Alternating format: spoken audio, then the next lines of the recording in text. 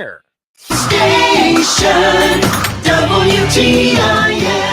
Welcome in to WTIM, your information station. My name's Tim Zalabak, your host of the WTIM Morning Show, and we'd like to thank our sponsor before we get started here with a great interview. People's Bank and Trust, where they put people first, and Landmark of Taylorville, where you always do better at Landmark. On the line today is the Nokomis School District Superintendent Scott Dorr. Superintendent Scott Dorr, how are you today? Wonderful. Thanks for having me today. How are you? Without a doubt, I'm doing super well. Thank you so much once again for being here. We're nearing the end of our year. Looks like the kiddos are on a little bit of a break right now. Let's talk about it. How was the year of 2023 for Nokomis School District? So far this school year, we've had a pretty good year. We're showing a lot of great things with our FFA program. Obviously, our junior high girls basketball team did a wonderful job in making their way up to the state tournament. Academically, I think our students are doing a great job, and our teachers are really putting forth a lot of effort to make sure we're doing a lot of projects and some great learning opportunities. So awesome. And you mentioned some fun things right there that we can really hop into. But yeah, just so many programs throughout the Nokomis School District that we've gotten to talk to you about this year that have been evolving and changing and growing. And it's all great things here. You mentioned the FFA program, a lot of success in Central Illinois with FFA. Talk to me a little bit about that program. Yeah. So, we've had a bunch of teams go into the district level as well as at the state level and do a wonderful job. For being a small school district as we are, we actually have the opportunity to have 2 agriculture teachers in our district. So they get really involved in getting these kids excited about FFA. The agronomy team went up to the University of Illinois earlier this month and placed in the top 10. We had some division winners and some local CDE winners as well. So we're doing some amazing things with our program, and the kids are learning not only about agriculture, but about leadership skills, learning soft skills that they'll need later in life, and just taking forth and making that part of their everyday learning experiences. Sure. I absolutely love that. Of course, it's all agriculturally minded stuff, but the stuff that these FFA kids do, you can't help but grow in other ways like leadership and, responsibility, all of the great things there. The FFA kids, that's for, freshman to senior year. Can they always get involved with that? Absolutely. We start about as 8th graders. Oh, wow. As 8th graders, our 8th graders do a vocational rotation every year. So they rotate around a different variety of vocational programs. So they get about 9 to 10 weeks of vocational program and get them introduced into the ag department as well as the other vocational departments and get them interested in FFA. We're actually starting to bring more of the FFA down to the junior high level to get them excited about it. And then when they're freshmen, they get to, obviously join the FFA and start running for offices and start their leadership skills and start their, specialty, whether it be, poultry or, crafts such as electricians and things like that.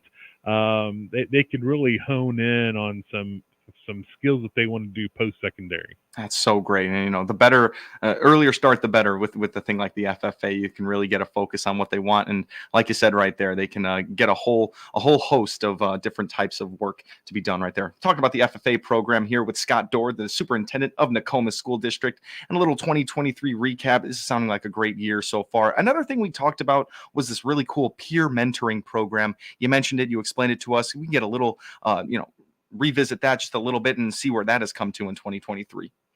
Sure. So we had 36 kids from 6th through 12th grade show interest in being part of this peer-to-peer mentoring program. Wow. They did some training in the middle of December with our Leadworthy program, which is a training program through the Capturing Kids' Hearts program that we use. And this will help them develop those skills to talk to other kids and help them through their everyday struggles. Then we will put these kiddos through some other training to look for signs for depression and suicide and some mental health issues. So that will take place probably next week. And then we have one more training we're going to put these kids through. We just want to make sure that they're prepared and to deal with anything that comes their way. Obviously, if it's more than they can handle, we have a team of 6 adults in the district that have been trained in dealing with mental health crisis. So they will be referred then to those one of those 6 adults or teachers, counselors, social workers, administrators, etc., to get to go through the next steps. But we want these peer mentors to be available to our students to talk to them about the daily struggles that they face. Maybe they're behind in homework. Maybe they're having a tough time at home after school. Kids tend to talk more to people their own age, and we want to make sure that we just get kids talking and to express their feelings and to express their emotions, and then provide them with tools to make them successful in high school. Because we know through research, if their mental health is in a good place, then academically they're going to do it and be successful as well. So we still have some more training to do with the kiddos. And then on January 5th, we're going to have a whole school assembly to introduce our peer mentors to the entire 6th through 12th grade student population, so they know who is out there to talk to. We have online forms for the kids to fill out if they want to talk to a peer mentor. And then we're going to have one person involved in matching up kids with kids, just to make sure that we have kids with the same experiences in life that they can talk to. So we have a wide variety of situations going on here, and I think it's going to be great for our student population to be able to have those conversations with peer mentors. Obviously, we stress confidentiality with our peer mentors, and the training that they have received or they're going to be receiving here in the next few weeks. Wow, it's just so amazing right there. You talk about the peer mentoring program, 36 kids across grades 6 through 12. Mr. Scott Dorr, these are 6th graders dealing with these super, super intense problems right here. And now, of course, they're just going to be aware of these problems, but this is a lot to put into this kid's hands, and I absolutely love it. And this training that's going on, you guys are doing everything the right way here, even with this assembly introducing the entire program. I absolutely love to hear all of this. How have the younger students gone into this training? How have they been? Do you see that maturity in them that they can be that mentor? So absolutely. Our senior high school principal, Mrs. McDowell, meets with students on a monthly basis through our Capturing Kids Hearts program. This is a program that works with kids on a different curriculum, if you will. Social skills, leadership skills, mental health skills, fundamental character education kind of ideas. Obviously, we're not going to have a 6th grader, mentor with a senior. Right. Totally different set of issues, totally different set of problems. Our thought process really is to take these at least 6th and 7th graders and get them through the training. They may not do a lot of mentoring except for maybe with a few kids their own age, right? Kids will never mentor kids older than them. It's always going to be kids that are younger than them. We're not opposed to sending the 6th graders over to the grade school, to talk to 4th and 5th graders if they're having issues. But the basis of getting them so young is to getting them trained, and then once they get into high school, then they'll have 2-3 years of training under their belt to really be able to talk to other students and their peers about situations that they face every day. So our focus, especially with our junior high kids, is the training, not so much the mentoring at this point until we feel comfortable in releasing them out there to the student body. Totally. Who's going to know better about a sixth grader's problem than another sixth grader right there? And it's probably a little bit easier for a teacher to relate to a senior student. They can probably remember their later days in high school, but trying to relate to a middle schooler, that's going to be too tough. You got to have middle schoolers on the case. That's right. I mean, seniors deal with a whole different slew of issues Yeah. and life problems than, our junior high 13-year-olds do. But this has really been thought out. It's been planned out pretty well.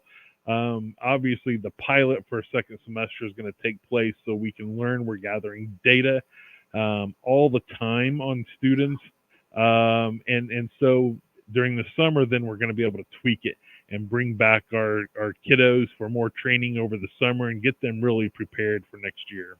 This peer mentoring program over at Nokomis School District sounds absolutely amazing. These kids are going to be looked out for from a staff level, but also from a peer level. It's absolutely amazing. Right now, we're talking with Superintendent of the Nokomis School District, Scott Dorr. We're going to take ourselves a little break here. My name is Tim Zalabak, your host of WTIM's Morning Show. We'll be right back with Scott Dorr. Don't go anywhere.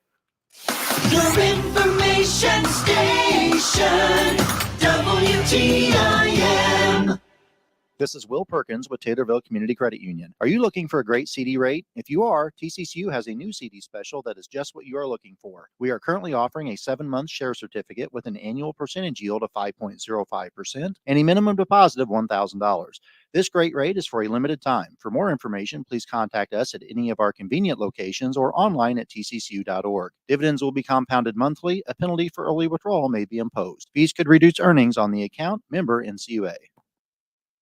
If you're looking for the latest in local hunting and fishing information, then join us for Central Illinois Outdoors with me, Jared White, Saturdays at 9:30 a.m. and Sundays at 7 a.m. here on WTIM. Every weekend, we'll offer detailed Central Illinois fishing reports from professional guides. We'll swap stories with local celebrity sportsmen, and I'll invite you to share your favorite stories as well. Central Illinois Outdoors with Jared White every weekend on all WTIM platforms and on demand at centralillinoisoutdoors.com. Brought to you by Bob Ridings in Pana, the Clinton, Illinois Chamber of Commerce and Tourism Bureau, and Locked and Loaded in Pana.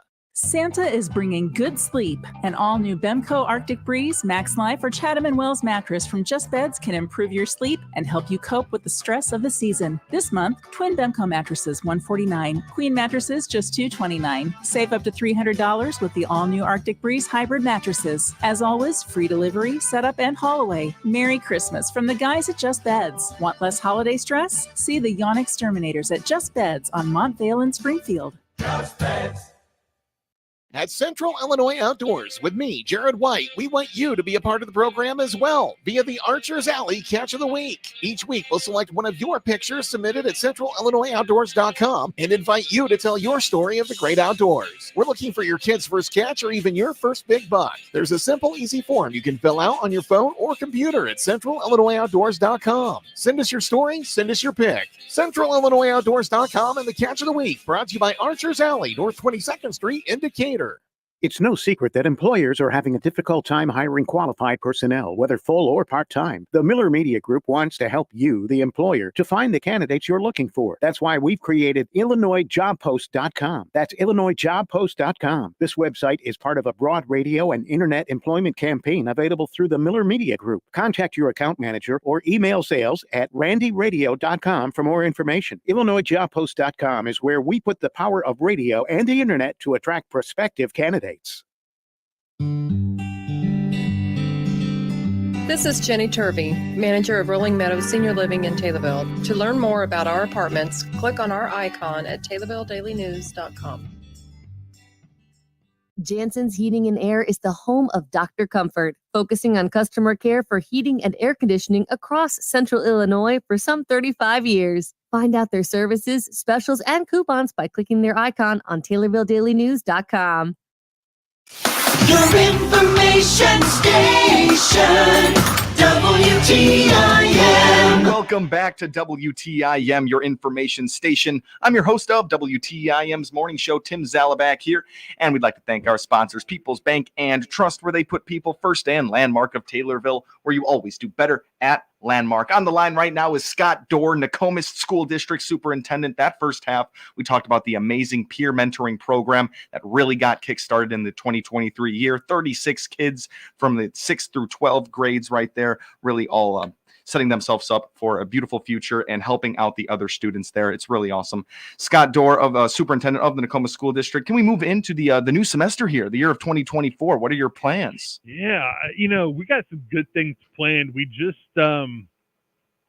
had the Board of Education approve some new classes for next fall, which is great, giving kids more opportunities in vocational programs and science programs. We really have some teachers that are really innovative and want to take, different classes to a new step and provide more opportunities for kids. So we'll really be working on that and getting kids ready to make their course selections here in the next couple months. But second semester for this school year looks to be, very good. In fact, our high school population has gone up a little bit since the beginning of the year with new move-ins. We got programs that are coming up. Obviously, we're in the middle of basketball season for both the high school and boys and girls. And then this will be our second year for track. So we're looking forward to track and field coming back around this spring, along with baseball and softball, and some, other programs that take place academically would be like our Science Olympiad, and WYSE teams will be participating in science and math and engineering programs.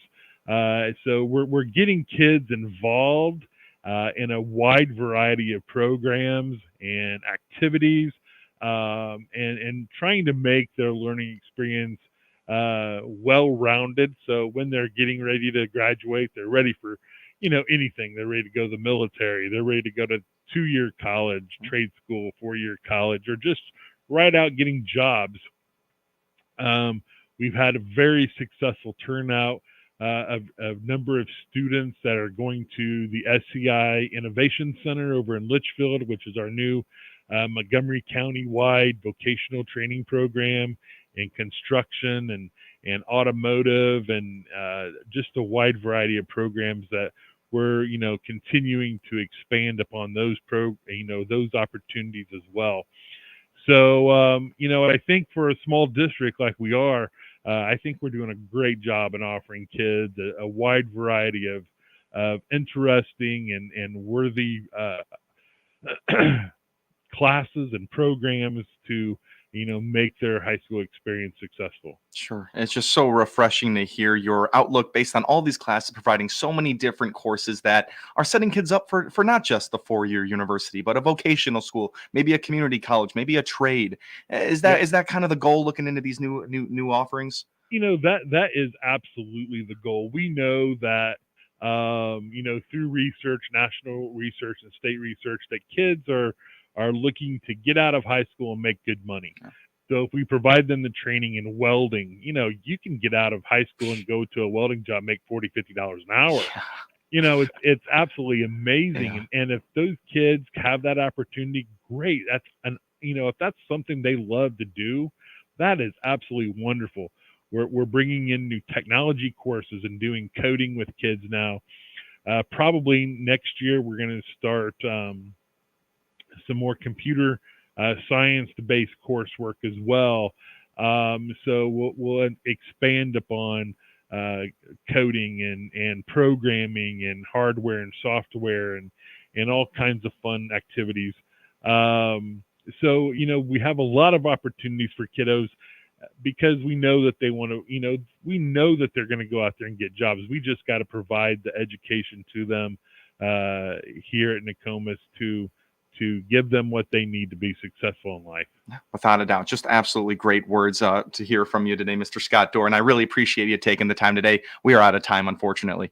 Very good. I appreciate you having me on today. I really appreciate you coming by. That's Scott Dorr, superintendent for Nokomis School District. We had him on the line today. We really appreciate him taking the time and getting us all updated on the year of 2023 over at Nokomis School District.